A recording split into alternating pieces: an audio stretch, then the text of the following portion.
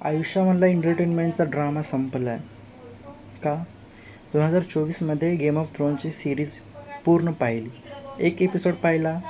असं परसेप्शन्स होतं माझ्या दिमागामध्ये की हॉलिवूडची आहे, इंग्लिश आहेत, समजणार नाही, इमोशन्स नसतात वगैरे वगैरे, काय आवडणार नाही. पण एकाने सजेस्ट केलं की गेम ऑफ थ्रोन्स पहा.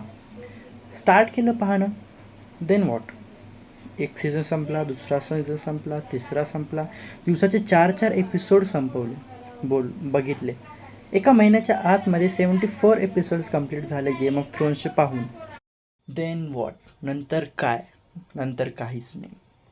गेम ऑफ थ्रोन्ससारखी सिरीज त्याच्यानंतर मी कोणती पाहिली नाही आणि त्याचं कंपॅरिझन होऊ शकत नाही कोणत्या सिरीजशी.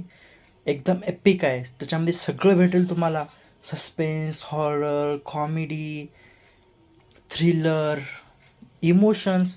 मी असं माझं डोक्यामध्ये परसेप्शन्स होता की हॉलिवूडच्या मूवी थोडे इमोशनल नसतात, तेवढ्या भावनिक किंवा त्या लेवलच्या नसतात.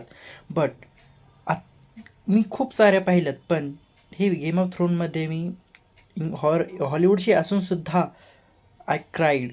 मी पहिल्यांदा रडलो. त्यांचं कॅरेक्टर बिल्डिंग, त्यांची इमोशनल, त्यांचे कॅरेक्टर, बापरे, नेक्स्ट लेवल आहेत, next level. And the story fabulous. काय तुम्ही कोणी गेसच करू शकणार नाही त्या वेब सिरीजला की आता काय होईल, आता काय होईल.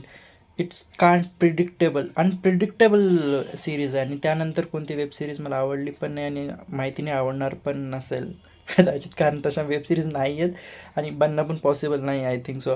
आणि जर तुमच्या दिमागामध्ये असेल किंवा कोण सजेशनमध्ये असेल कोणती की गेम ऑफ थ्रोनपेक्षा कोणती बेटर किंवा त्या लेवलची वेब सिरीज कोणती असेल तर प्लीज कमेंट सेक्शनमध्ये सांगा.